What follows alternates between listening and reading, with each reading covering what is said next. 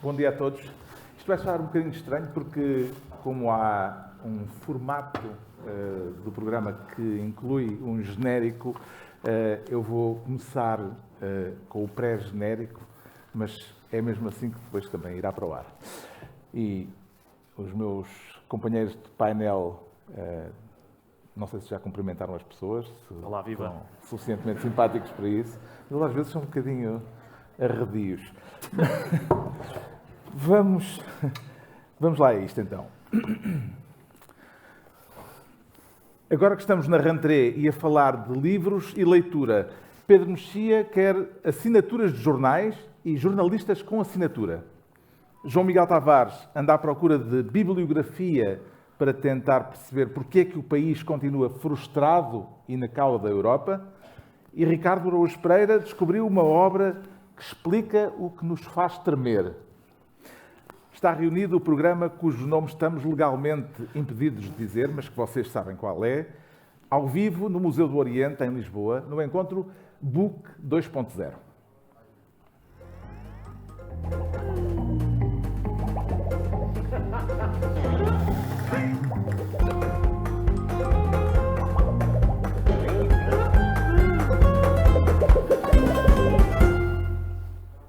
Ora viva, sejam bem-vindos. Esta é uma sessão especial do programa cujo nome estamos legalmente impedidos de dizer, uma emissão ao vivo. Obrigado a todos pela vossa presença. Estamos no Museu do Oriente, em Lisboa, no âmbito do encontro Book 2.0, agora na segunda edição, uma iniciativa da APEL, a Associação Portuguesa de Editores e Livreiros, para debater os desafios do livro e da leitura. Desta vez, portanto, a atualidade política fica entre parênteses, mas continuamos a ter ministérios e os ministros do costume, Pedro Mexia, João Miguel Tavares e Ricardo Araújo Pereira.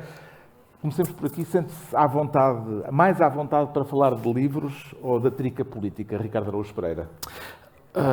Carlos, olá, viva, bom dia. Eu creio que a minha polivalência é conhecida e eu acho que consigo ser suficientemente desinteressante em ambas as áreas, mas às vezes os livros e a trica política juntam-se, como daquela vez, não sei se se lembram, em que o Passos Coelho ainda não era primeiro-ministro e deu uma entrevista a tentar fingir que era uma pessoa culta e disse que quando era, desde muito cedo, se interessou pela reflexão filosófica e lembrava-se perfeitamente de ter lido A Fenomenologia do Ser, do Sartre. E depois veio o Pacheco Pereira e disse assim, isso é giro, só que esse livro não existe. Também há os célebres violinos, o concerto de violino, sim, para exatamente, violino de Chopin. Mas eu não desdenho, eu acho fala-se um pouco de livros no espaço público, não é? Que mesmo que o livro seja inventado, eu acolho com alegria a conversa. Em que medida que a leitura deve ser encarada como um assunto político, Pedro Mexia? Quer dizer, a leitura individual não é um assunto político, mas o acesso à leitura é um assunto político. O haver condições para que as livrarias existam é um assunto político. O preço do livro é um assunto político.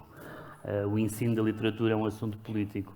Depois há uma parte não política que é a pessoa em casa com um livro a ler. Também pode ser político, mas pode não ser. Mas todas as condições que permitam a que as pessoas tenham acesso aos livros não só é político, como é constitucionalmente estipulado. Faz parte das atribuições dos órgãos de soberania que as pessoas tenham acesso à cultura e, portanto, ao livro. Não estranha a condição em que temos aqui o Pedro Mexia desta vez, os ouvintes do podcast não estão a ver, mas de braço ao peito lançou um livro recentemente e a quantidade de autógrafos que teve de dar acabou por lesionar o poeta. Só se leva o estilo de vida perigoso que o Pedro Mexia leva, é natural que os acidentes aconteçam, não é? O que é que lhe chama mais a atenção? É só para dizer, e é mesmo assim porque ele é canhoto, portanto bate Foi? certo. Bate certo. Claro. É mesmo os incapacitante. autógrafos? É mesmo incapacitante. O que é que lhe chamou mais a atenção na programação deste Book 2.0, João Miguel Tavares? Nós temos, pelo que eu percebo, tem sido muito falado num tema que também já foi referido aqui, que é a ligação entre a cultura e a educação, e entre a leitura e a educação. E para mim, eu que tenho muitos filhos, como se sabe, e que já atravessaram vários graus de ensino, eu deparei-me com muitas professores de português, muitos livros de estudo de português, e é para quem, como eu, gosta de leitura, é muitas vezes frustrante e tenho a sensação que há demasiadas aulas de português nas escolas que são um desincentivo, um desprazer da leitura, não é? Os miúdos passam demasiado tempo a estudar semântica e sintaxe e pouco tempo a aprender o prazer de ler. Atenção, é um método de ensino que afasta os miúdos da leitura da revista Playboy. Sim. Porque consiste em... A Miss Dezembro gosta de andar a cavalo e de fazer passeios na praia. Qual é o sujeito desta frase? Sem curar. Para isso, os putos vão ler os Maias, dizem, pá, não quero. Eu acho que é mesmo isso. O Book 2.0 tem este subtítulo da Future of Reading.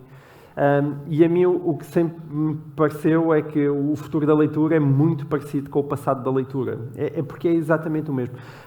Muitas vezes nós vivemos numa civilização com um deslumbramento tecnológico, mas há uma frase famosa do Humberto Eco quando ele diz que o livro é como a colher, o martelo ou a roda, que depois de ser inventado não pode ser melhorado.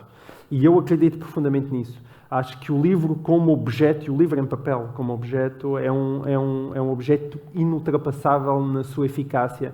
E é essa continuidade que eu acho que tem que ser transmitida e também aos nossos filhos, não é? E acho que é por isso que estamos aqui todos, não só aqui como quem está na plateia. Vamos então distribuir pastas, o habitual neste programa. Teremos um Ministro das Estantes, um Ministro das Estrelas e, para começo de conversa, um Ministro das Badanas.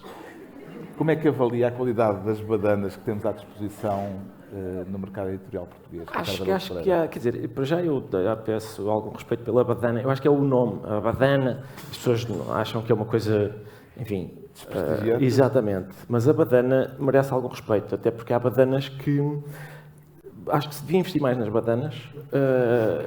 Há badanas que dispensam a leitura do livro, que a gente lê a badana e diz, acho que este já está lido. Os brasileiros chamam-lhe orelha. Sim, mas eu acho que o método de conceber badanas é muito, quer dizer, é muito fácil de identificar. Se a história decorre no presente, em princípio o livro é um retrato implacável. Pode ser um retrato implacável da miséria humana, do país ou de uma certa elite, mas em princípio é um retrato implacável. Se decorre no passado, em princípio é uma história fascinante e inspiradora. O autor, há duas hipóteses. Ou é um nome, circunstância na qual é cimeiro, ou é uma figura. E aí é de proa. E, portanto, é isso. Eu creio que se devia, enfim, inovar, haver uma figura cimeira de vez em quando, só para baralhar, em vez de ser sempre o nome que é cimeiro. Posso só fazer por exemplo, nós estamos aqui, não é? Nesta coisa, que é sobre leitura e tal. E o nome disto é Book 2.0 The Future of Reading. Eu preferia que fosse em português. Eu acho que era bom que fosse em português. Pronto, era só para ser...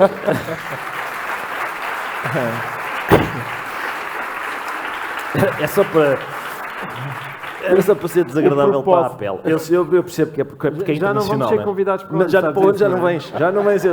Já sabes como é que é. Eu consigo arranjar encrencas em todo. O propósito neste Ministério das Badanas é discutirmos o estado da edição em Portugal.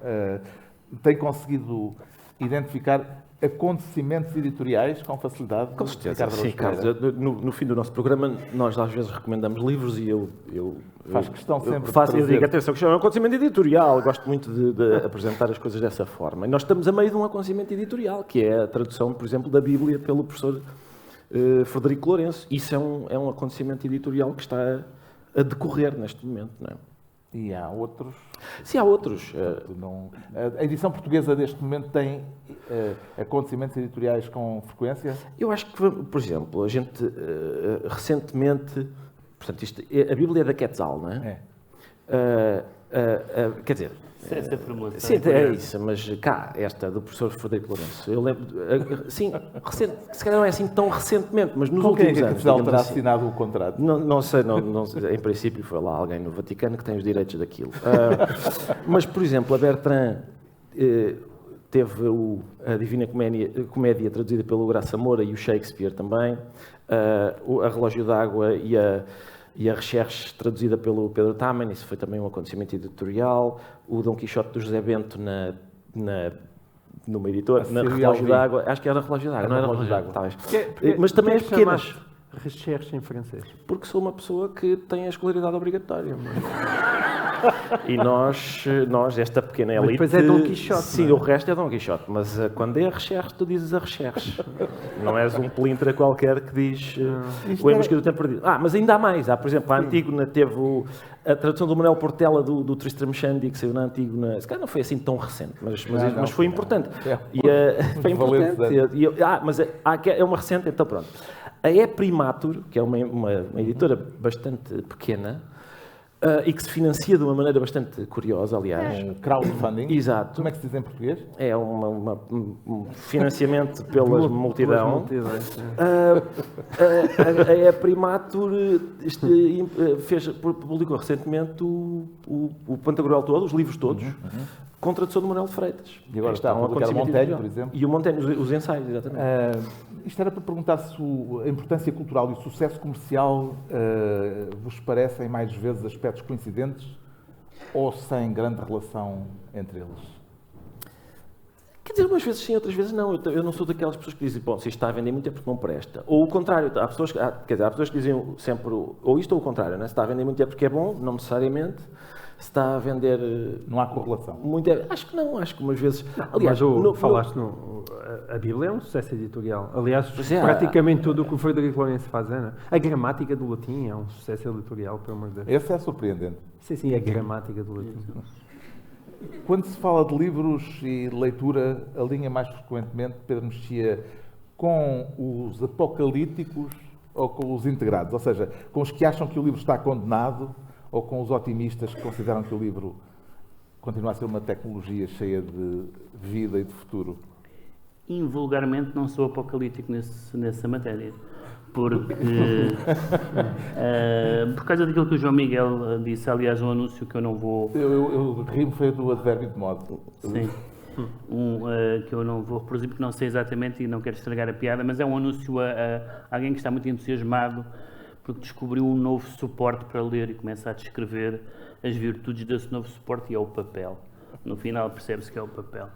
E, portanto, nesse sentido, acho que haverá e já há uma separação entre o livro e a literatura, por exemplo. Nem todos os livros são livros de literatura. As pessoas da literatura tendem a ter uma relação mais forte com o papel e com o grafismo e com as capas e com tudo isso do que as pessoas que leem livros técnicos, por exemplo. Não é uma questão de hierarquia, é uma questão de facto. E depois os nichos, ou seja, eu não faço ideia, não me lembro, ninguém, se calhar há, mas em Portugal, que anda a ler um livro de poesia, um e-book de poesia, por exemplo, com o conceito de e-book de poesia, embora exista com certeza. Embora haja muita poesia na internet, por exemplo. Não, há muita poesia na internet, mas estou a dizer, sim, livro. O tipo de livros e os suportes têm a ver com o tipo de...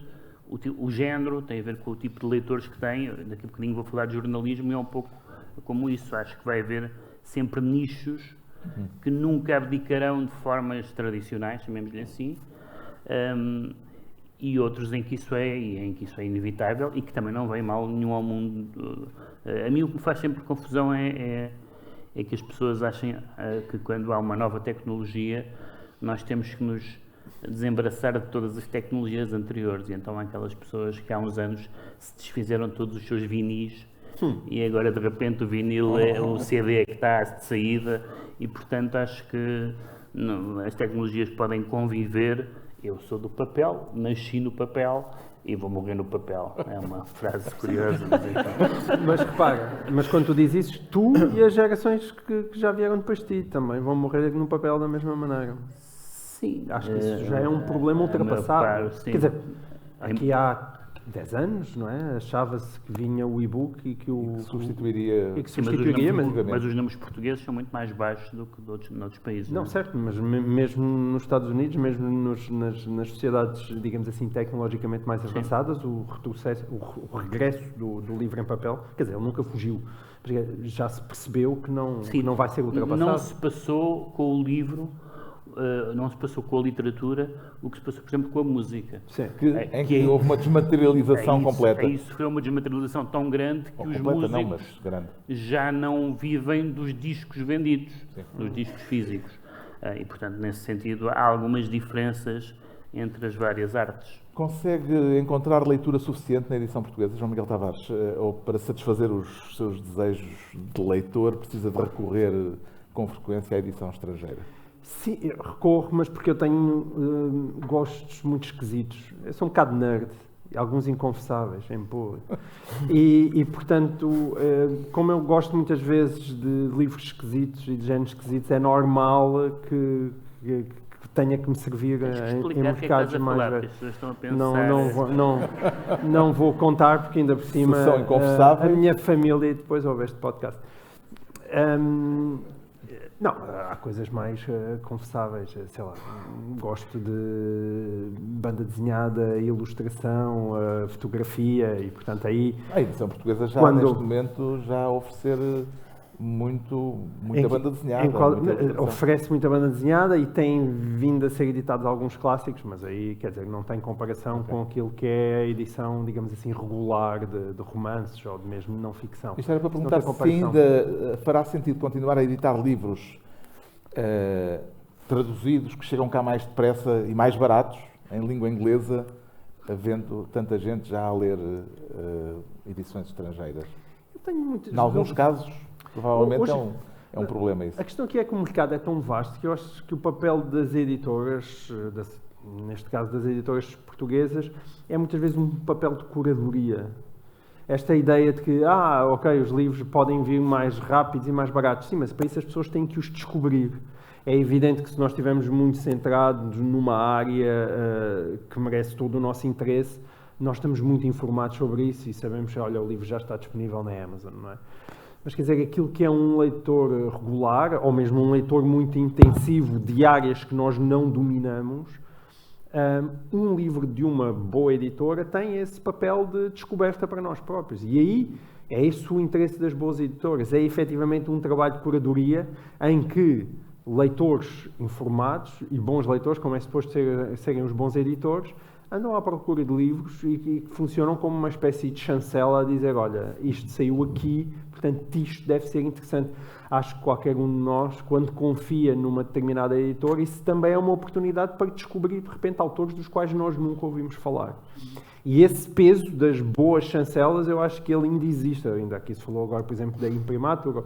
É um bom exemplo de como uma editora, que não sei se hoje em dia já é assim tão pequena, mas como rapidamente ganham um prestígio significativo. E esse trabalho é possível. Tem-se assistido muito isso nas pequenas editoras, mas mesmo as grandes editoras têm editado muito, o que eu acho que é extraordinário. Há 10 anos, se calhar, havia um discurso tão derrotista em relação ao setor do livro, eu acho que isso está muito ultrapassado. Não só está ultrapassado mesmo em termos capitalistas, no sentido em que as vendas de livros não têm parado de subir, mesmo a Apple que organiza a Feira do Livro tem sido, parece, um sucesso de ano para ano, depois da queda da pandemia, aparentemente a pandemia veio como ressuscitar o interesse do livro e tudo isso são boas notícias. Nós às vezes temos um discurso muito derrotista, mas não há nenhuma espécie de razão, nem que seja porque os miúdos no TikTok agora andam todos a sugerir livros uns aos outros e os livros que sugerem são livros em papel. Eu ainda há pouco tempo li sobre um inquérito, feito penso que há 2 ou 3 anos, em que fizeram inquéritos portanto, a jovens entre ali os 18 e os cerca de 30 anos e perguntaram-lhes o que é que tu preferes, digital ou papel, e cerca de 70% dos jovens inquiridos disseram não, livros em papel. Bravo, é mesmo isso. Não é? Entregamos então ao Ricardo Araújo Pereira o Ministério das Badanas. Estivemos a falar da edição, de uma forma genérica. Quanto ao Pedro Mexia, vai ser, neste programa, Ministro das Estrelas. Na sua atividade como crítico, começa por escrever o texto ou por pensar primeiro o número de estrelas que tem de dar quando publica no jornal? Eu, como só dou estrelas porque sou obrigado, tento pensar o menos possível nas estrelas. Portanto, é sempre a última coisa. E é um mecanismo que... Portanto, não lhe parece uma boa prática? Vamos lá ver. A prática começou, tanto quanto sei, na crítica de cinema. Na crítica de cinema. E, entretanto, vulgarizou-se e também chegou à avaliação dos críticos literários.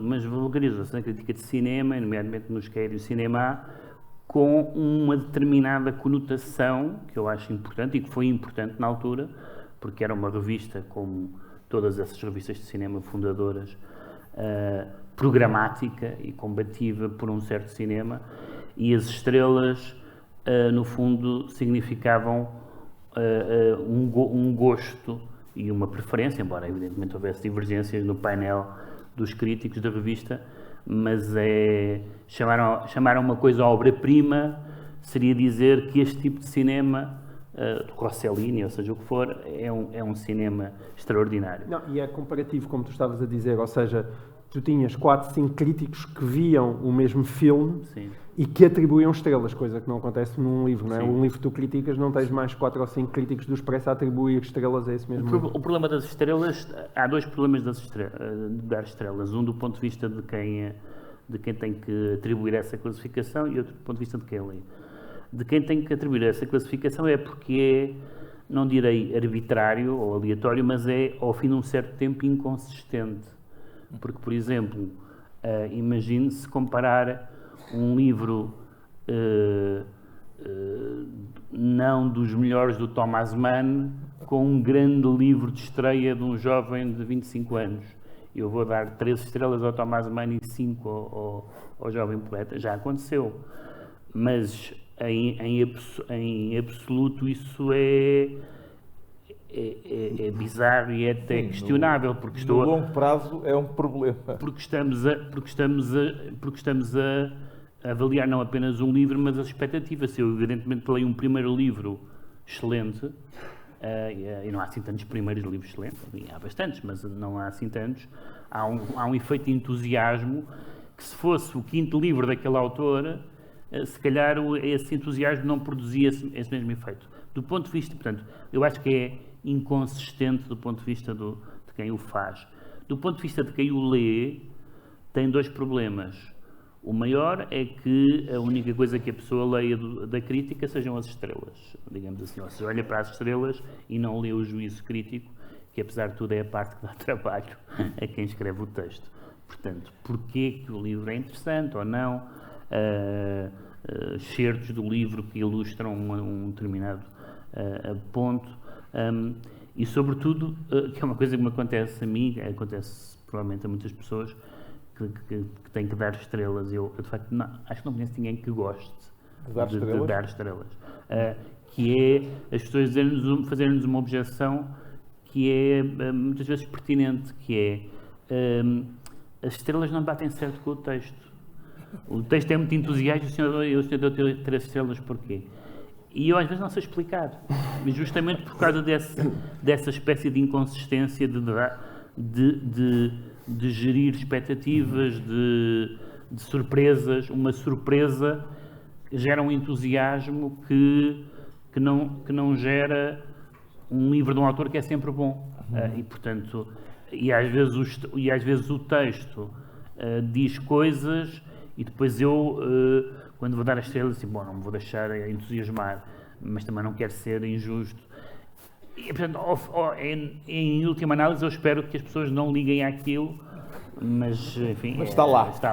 Este segmento é para falarmos da crítica. Não, as estrelas são um aspecto quase anedótico no que diz respeito à crítica. Na crítica e na divulgação dos livros, houve um tempo que havia suplementos literários, revistas literárias, programas de televisão sobre livros nos canais generalistas e até, não direi em prime time, mas quase. Que explicação é que encontra para o facto de tudo isso ter desaparecido? Não há um suplemento literário num jornal generalista, não há um programa de televisão sobre livros na televisão é mais fácil. Nos canais generalistas. Na televisão é fácil de explicar, no sentido em que as televisões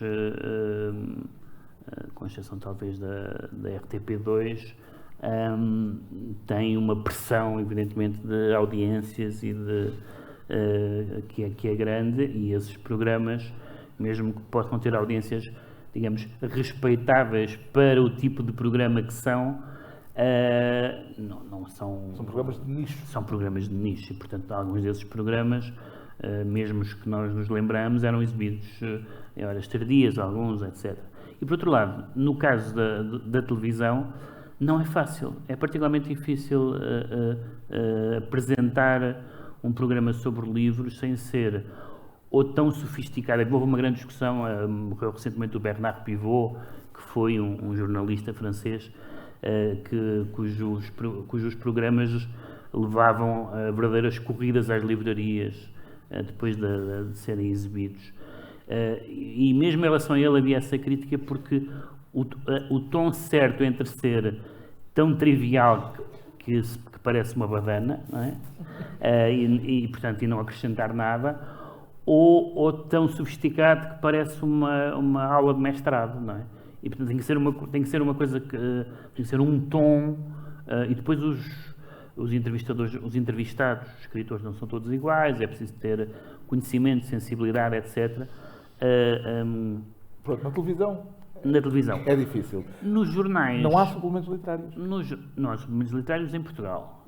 Pois, sim. Estamos a falar do caso português. Sim, apesar de tudo, os grandes jornais europeus... Estamos a falar do caso português. No caso português não há nenhum suplemento exclusivamente literário. Há os híbridos das artes em geral.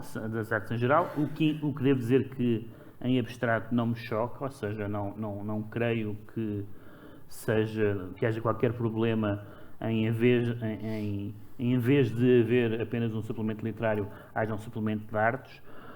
Eu posso dizer, aliás, retomando a tua pergunta anterior, que eu trocava bem a continuar a dar estrelas e darem-me mais espaço. Por exemplo, quando me dizem vai ser assim um texto grande, assim 3.000 caracteres, o que é que se diz com 3.000 caracteres, não é?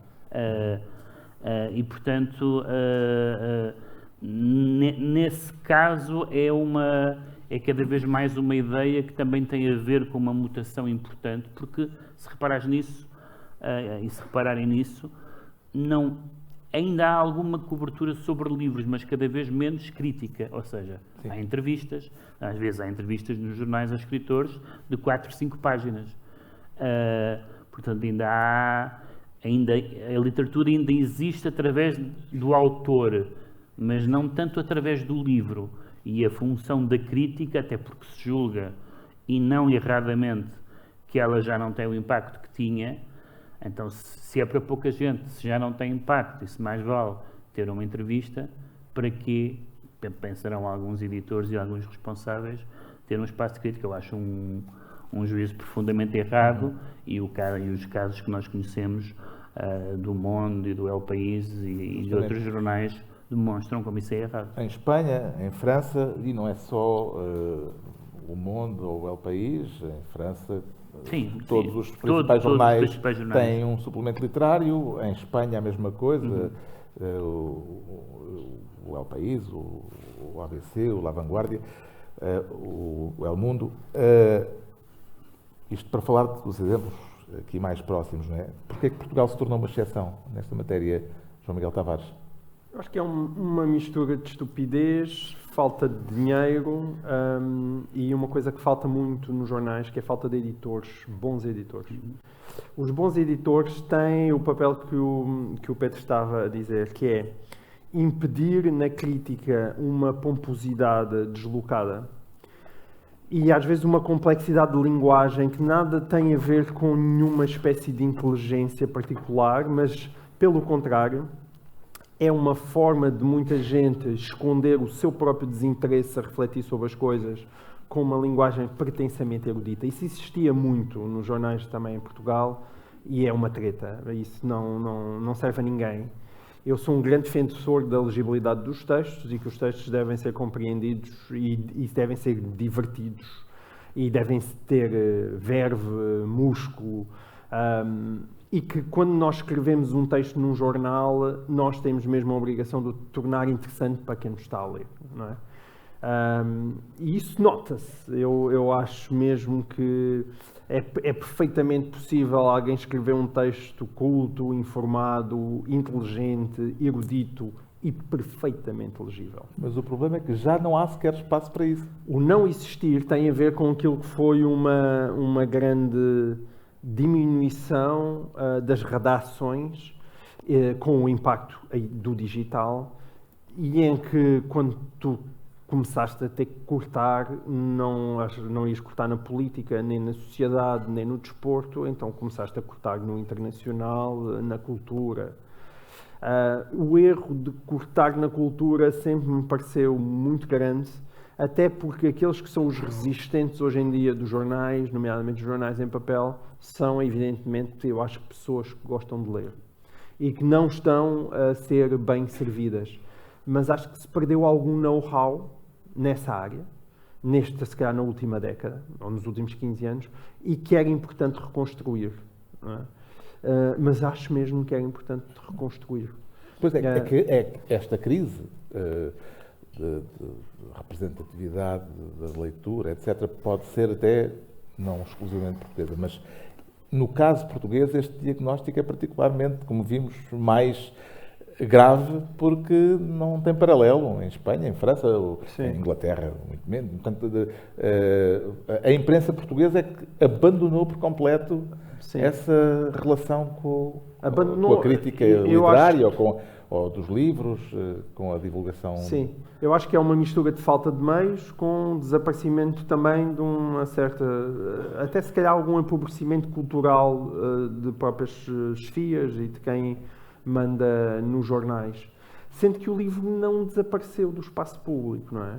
Ao mesmo tempo, tu tens sugestões de livros com uma intensidade que não existia no passado, que é que se transferiram para programas como o nosso, que estamos aqui 4 pessoas que recomendam excelentes livros todas as semanas no final do programa. Depois temos pessoas como o Marcos Mendes, que recomenda livros não assim tão bons no final do seu programa. Então por exemplo, uma área... Já recomendou alguns bons. Já alguns, de vez em quando. Ele de vez em quando engana-se. Nota-se, faço notar que, por exemplo, no domínio da literatura infantil, que é uma área que eu também vejo com algum carinho, eu parece-me que ele se esforça para encontrar os piores livros de literatura infantil que são publicados em Portugal para apresentar no seu programa. Mas, quer dizer, temos o Marcos Mendes, temos o Paulo Portas, temos o José Miguel Júdice, temos as pessoas que têm um espaço individualizado na comunicação social, espaços de comentário, ganharam o hábito de sugerir livros no final e, segundo sei, parece que até há muitos editores aqui que não faltam certamente nesta sala, e alguns mesmo, existem alguns editores no espaço deste palco, parece que esse impacto nota-se, não é? Ou seja, quando o Paulo Portas, não sei quem é que é, eu já ouvi dizer que o Paulo Portas é quem vale mais, não sei, se calhar, olha, fica aqui uma ideia para fazerem um ranking para a edição do próximo ano, que é quem é que vale mais em termos de vendas. Os mais a mim dizem-me que é o Paulo Portas. E eu acho que Marcos Mendes tem mais audiência, penso eu, mas é curioso. Mas eu também, entre o Portas e o Marcos Mendes, eu escolho o Paulo Portas se tiver que seguir um conselho. E, portanto, existe essa presença. Mas, claro, isso não substitui uma boa secção literária. Quem, por exemplo, tem o hábito de ler o Financial Times de fim de semana, que é um ótimo jornal e que hoje em dia, com o crescimento dos preços dos semanários em Portugal, já custa praticamente o mesmo que o Expresso, um custa 4 euros, outro custa 5.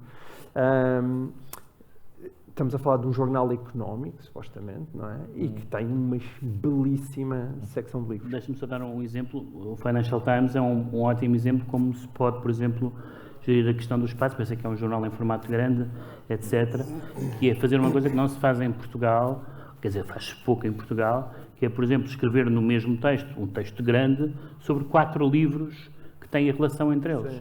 Isso é uma forma, por exemplo, num espaço suficientemente extenso e em livros que tenham alguma ligação, se poder aumentar o número de livros que ao fim de um ano se fala. a minha experiência é que os editores dos jornais portugueses não gostam desse formato. Eu nunca percebi porquê e é um formato útil. Os média... Desculpa, deixe-me só acrescentar. E o campo da não-ficção? Eu percebo que seja difícil, às vezes, tratar a questão da ficção. É uma questão, às vezes, um pouco mais complexa.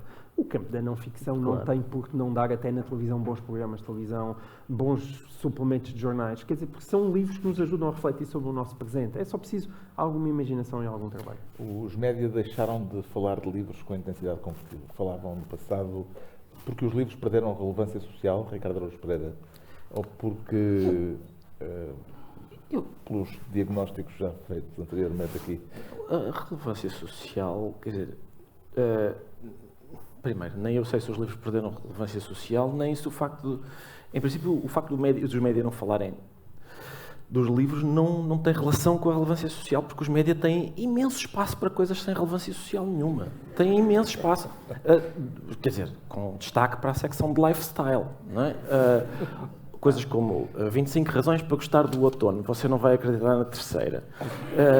Esse tipo de coisa. Isso, há muitas coisas que têm espaço nos jornais e que não têm relevância nenhuma. Eu acho que há uma espécie de deslumbramento, não sei se o livro sofreu com isso, apesar de haver livros, lá está, e-books, mas o livro, este objeto, não sei se sofreu com isso, com uma espécie de deslumbramento com novas tecnologias, e o livro passa a ser uma antiguidade. Esse deslumbramento, nós estamos nessa fase. Há países, agora estávamos a falar disso nos bastidores, há países em que se está a regressar ao livro em papel porque se percebeu que, do ponto de vista pedagógico, isso é mais valioso. Nós ainda estamos na fase em que estamos deslumbrados com o digital, e isso nota-se, por exemplo, quando há pessoas que falam de si próprias como... Eu produzo conteúdos para a internet. Conteúdos não especificados. Ou seja, o que interessa não é o conteúdo, é o continente. O que me interessa é que isto vai para a internet. Não há nenhum... Isso não se verifica noutras atividades. Não há nenhum viticultor, nenhum vinicultor que se preze, que diz: eu produzo conteúdos para garrafas. Não. Ele faz vinho. Por que ele não diz que faz conteúdos para garrafas? É porque não há um deslumbramento de Palerma com garrafas.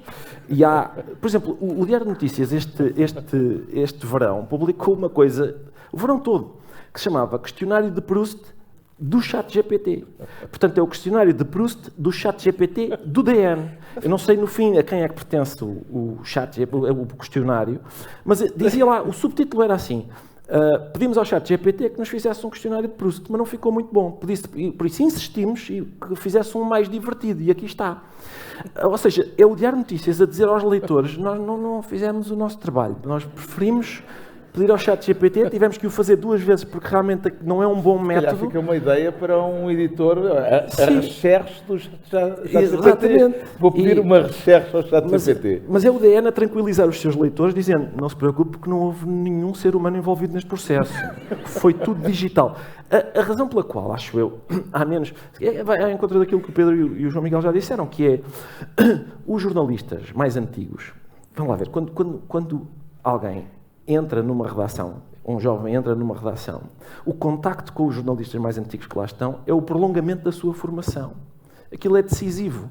E neste momento, as empresas de média estão a arrumar os jornalistas mais velhos, porque eles estão lá, têm um contrato já há muito tempo, são caros, e portanto são chatos.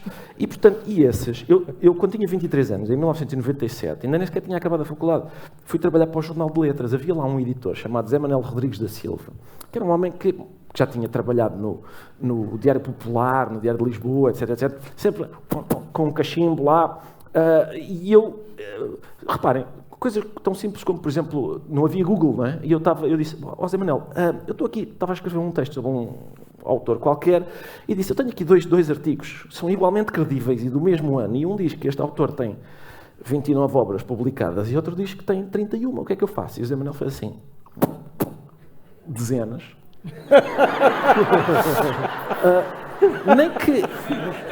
Nem que seja só para isso, esse contacto é importantíssimo. E, portanto, quer dizer, isso é um pequeno exemplo, mas por exemplo, acho que é justo, se calhar, neste ponto, falarmos do Observador, porque o Observador, como tem espaço, porque é digital, provavelmente a melhor secção de cultura dos média hoje é a do Observador, porque eles têm lá, por exemplo, tem o Carlos Maria Bobon a fazer críticas, tem, como é que se chama aquele senhor que é um ermita do Algarve? José Carlos Fernandes, e tem espaço, por isso eles podem, ninguém lhes está a dizer, olha que só tens 4.000 caracteres, tem espaço à vontade. Não tenho a certeza que os livros tenham perdido qualquer relevância social, até por causa daquilo que estávamos a dizer, que é, qualquer candidato de presidente tem uma secção em que recomenda livros. Se a gente diz assim, bom, o futebol não tem mais repercussão social, eles não têm a secção de palpites no Totobola, têm a secção de recomendar livros. Pedro Mexia fica então Ministro das Estrelas. Agora é a vez do João Miguel Tavares se tornar Ministro das Estantes. E parece-lhe que as podemos considerar suficientes e bem apetrechadas, ou era desejável que fossem mais e melhores? João Miguel Tavares. Para acabar com um bocadinho de polémica, acho que sim, acho que precisavam de ser mais e, sobretudo, melhores. Neste segmento, estamos a falar especificamente das estantes das livrarias, e a este respeito, a revista New Yorker publicou na semana passada um artigo interessante. Quem tiver acesso online, sugiro que procure. Um artigo com um título provocatório: serão as livrarias um desperdício de espaço? Na era da Amazon e das encomendas online e da facilidade de encomendar livros, ainda serão necessárias livrarias físicas, João Miguel Tavares? São desesperadamente necessárias, como sabe, acho eu, qualquer pessoa que goste mesmo de livros. Fala-se muito do algoritmo, mas eu sou um insatisfeito do algoritmo. O algoritmo comigo não funciona. Eu não sei como é que é convosco. Tipo um lesado do pés? Sim, eu sou um lesado do algoritmo. Eu não sei... Eu compro muita coisa na Amazon, mas é muito raro a Amazon sugerir-me realmente coisas que eu não conheço e na qual esteja interessado. Não é muito habitual. E, portanto, nada substitui o prazer de entrar numa livraria e de depararmos com dezenas de livros que não sabíamos que existiam, que nunca antes tínhamos visto, e que temos uma grande vontade, uma vontade compulsiva de comprar. Isso não se consegue na Amazon. Aliás, a Amazon, curiosamente, tentou, como se sabe, ter livrarias e não correu bem, livrarias físicas. E nada substitui uma boa livraria e um bom livreiro. E temos suficientes e boas? Acho que não temos em Portugal, acho que não temos.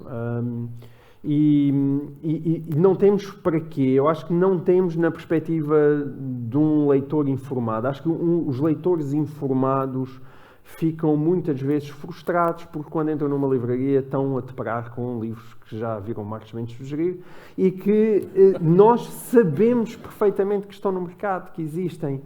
E, portanto, eu acho que as livrarias podem satisfazer um determinado tipo de público, mas a partir de um certo nível, eu acho, de sofisticação enquanto leitor, em Portugal são muitas vezes as grandes cadeias uma experiência frustrante.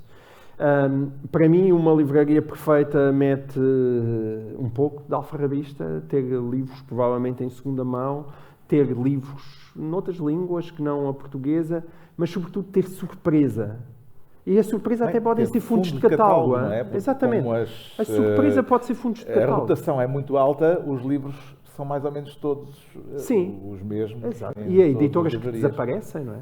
E há muitos livros em armazém, sei bem, há muitos livros em armazém que já não estão disponíveis nas livrarias ao fim de muito pouco tempo. Ao fim de muito pouco tempo? Não, e já nos aconteceu certamente a qualquer um de nós, de repente estamos a comprar um livro em inglês porque vimos uma referência, um livro com 6, 7, 8, 10 anos que nos interessa, e já me aconteceu muitas vezes, olha, mas isto foi publicado em português. Sim.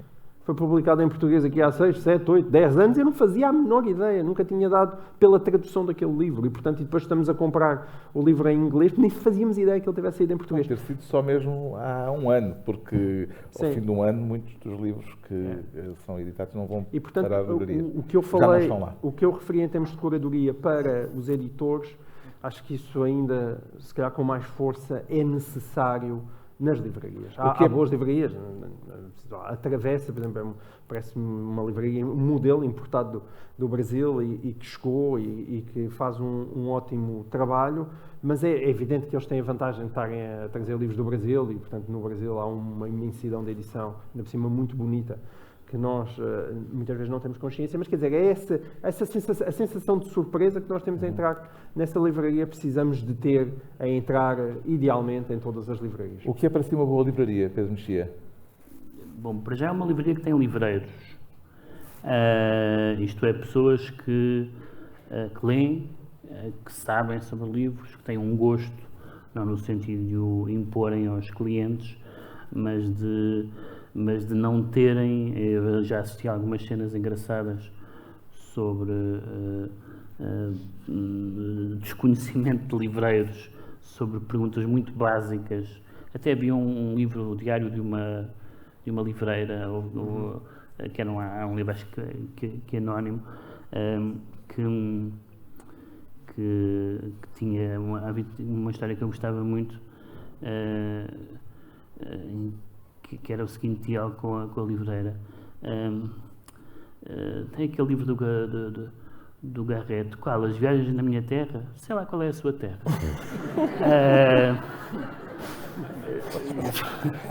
E, portanto, evidentemente que as livrarias têm que ter pessoas que sabem alguma coisa de livros, tem que ser espaços agradáveis, não podem ser montras de novidades. Eu já tive essa experiência de pedir um livro numa livraria e a senhora foi procurar no computador e disse: isso já tem 5 anos. Portanto, é em papiro. É seu em papiro.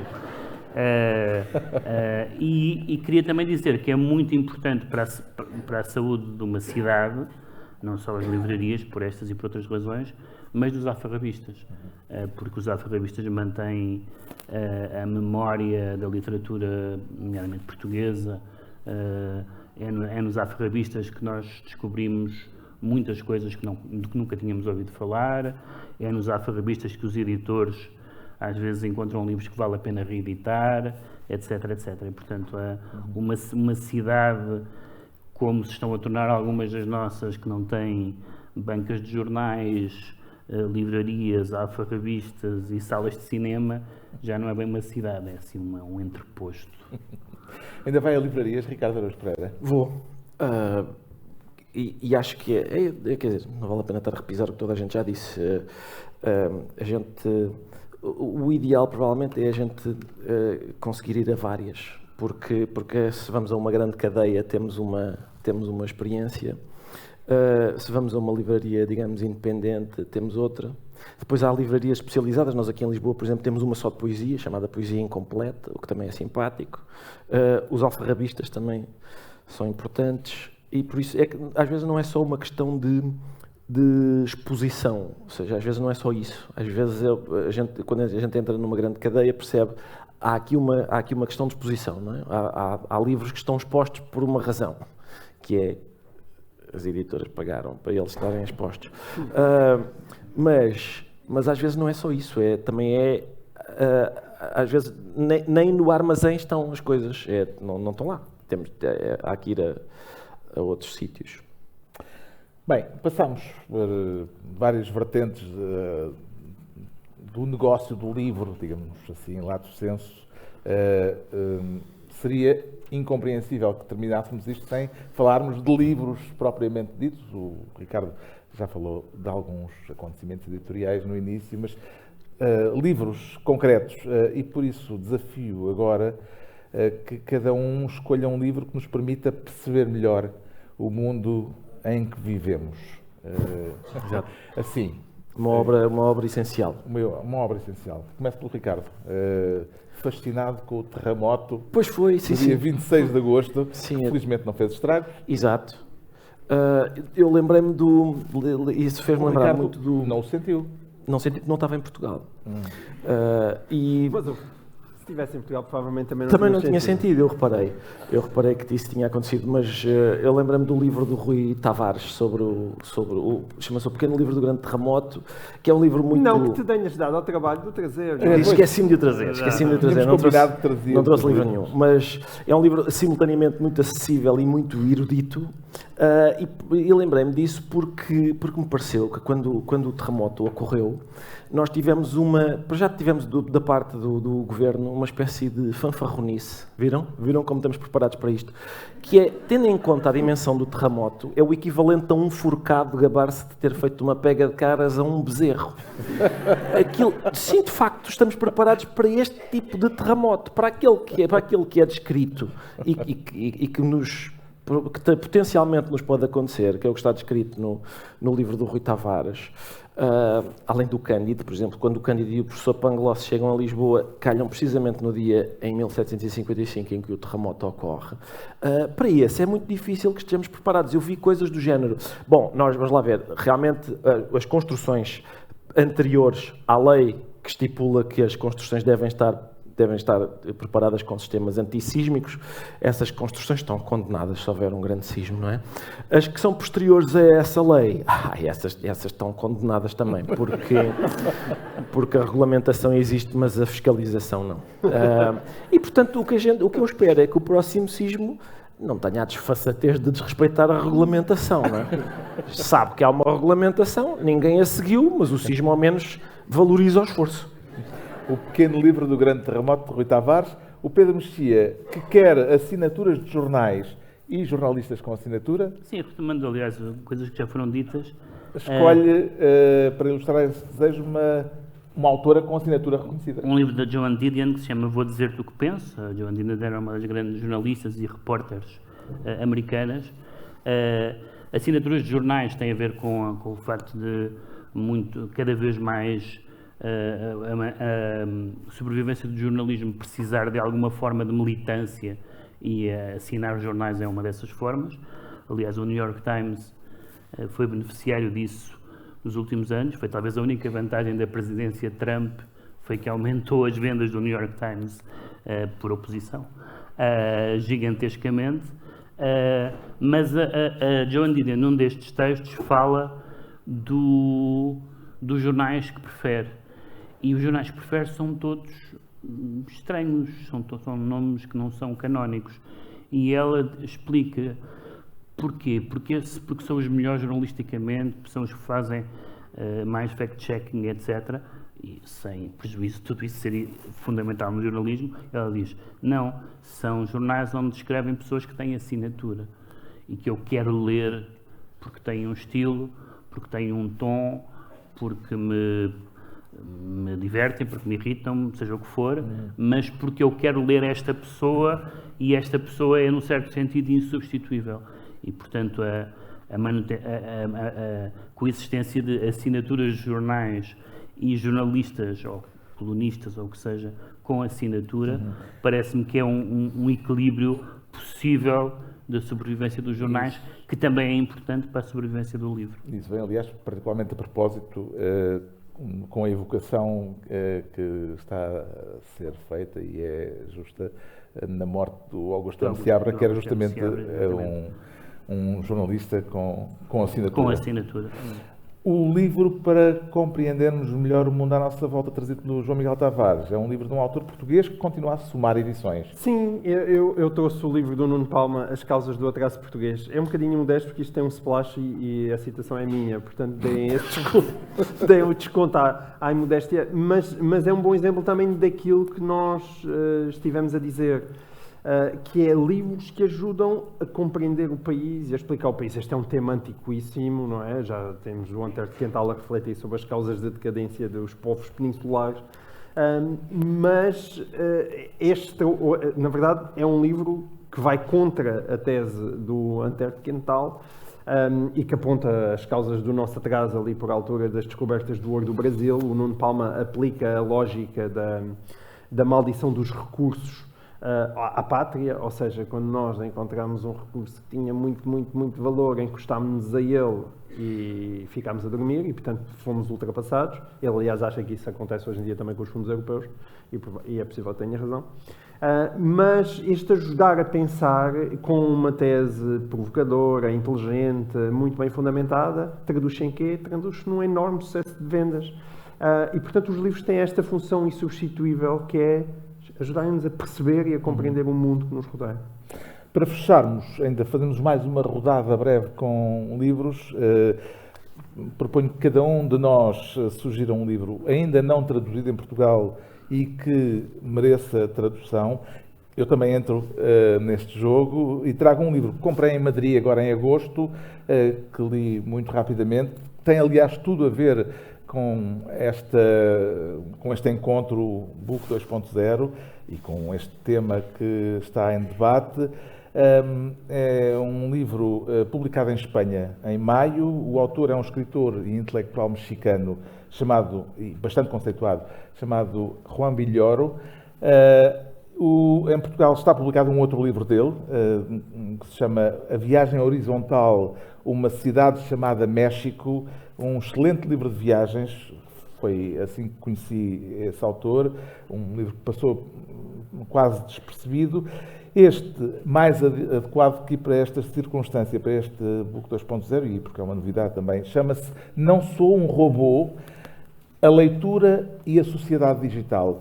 E junta reflexões, pequenas histórias, uma grande erudição, lê-se com enorme prazer, no fundo para responder à questão de saber qual o papel do livro e da leitura neste tempo em que já todos passámos pela experiência de fazer prova de que não somos robôs em muitos sites da internet em que temos de provar que somos humanos, e ele brinca com isso e depois junta uma enorme erudição sobre o livro, a leitura e também sobre as suas próprias idiosincrasias enquanto leitor. Portanto, Juan Villoro, Não Sou um Robô. O João Miguel Tavares traz um livro também sobre a leitura e o papel da leitura. Eu não acho que ele seja propriamente sobre a leitura. Ele chama-se The Storytelling Animal e é um livro já é um livro com alguns anos, mas ele não foi traduzido em português, é de 2012, do Jonathan Gottschall. E é sobre o poder do storytelling e o poder da ficção. Mas não é só apenas não é necessariamente só leitura. Não é só leitura, é a força das histórias. Mas não é a força das histórias como um divertimento, mas como algo que é absolutamente fulcral para o ser humano. Ou seja, e lá está, este é um daqueles temas que me fascinam imenso, por razões profissionais, também para saber o que faz um bom texto, o que é que chama a atenção das pessoas, que é um tema que me interessa muito. Mas é o homem como uma máquina de produzir sentido, mesmo quando o sentido às vezes não existe. Nós não somos capazes de estar diante de um real que não seja compreendido através de uma história. E isso é um tema fascinante. Ele trata isto bastante bem e não apenas pela perspectiva literária, mas também por uma perspectiva até da biologia, por uma perspectiva religiosa, evolutiva. E é fascinante para quem se interessa por este tema do storytelling, da storytelling animal. How stories make us human. O Pedro Mexia propõe a biografia de uma relação tempestuosa. Sim, é um livro que eu não sei se está traduzido, creio que não, ou então foi traduzido há mais de 5 anos e, portanto... é papiro. Não se encontra. É um livro chamado Furious Love, e é sobre a relação entre a Elizabeth Taylor e o Richard Burton. Eu trouxe este livro porque, num artigo de jornal, salvo erro, no Público, sobre um documentário que foi agora lançado sobre a Elizabeth Taylor, se referem a este livro. E o livro é muito interessante por várias razões, porque é uma relação de facto muito tumultuosa. O título, aliás, é Furious Love, dá bem conta dos altos e baixos da relação, incluindo aquele pormenor que eu acho sempre fascinante de eles se divorciarem e voltarem a casar. Mas sobretudo porque nos esclarece duas coisas. É um livro que ilustra a dinâmica de um dos meus filmes favoritos, que é o Quem Tem Medo de Virginia Woolf, que quando se lê este livro, eu ainda só li o começo, mas já tinha lido alguns excertos, percebe-se que aquela dinâmica do casal era a dinâmica, mais coisa menos coisa, do casal Burton-Taylor, e também por uma outra razão, é que o Burton escrevia particularmente bem e tem vários excertos das cartas dele, e as cartas do Richard Burton são primorosas. Chama-se, portanto, Furious Love. Finalmente, o Ricardo Araújo Pereira acha que vale a pena haver um editor português para um romance sobre um mundo em que a palavra estupidez foi banida. Exato. Uma vez que já devíamos ter acabado há uns 10 minutos, eu vou ser rápido.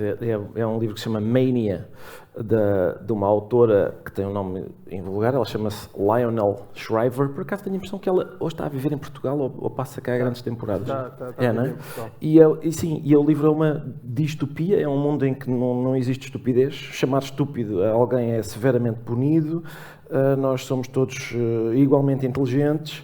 As pessoas das quais se desconfia que possam ser inteligentes começam a ser castigadas com o despedimento e tal.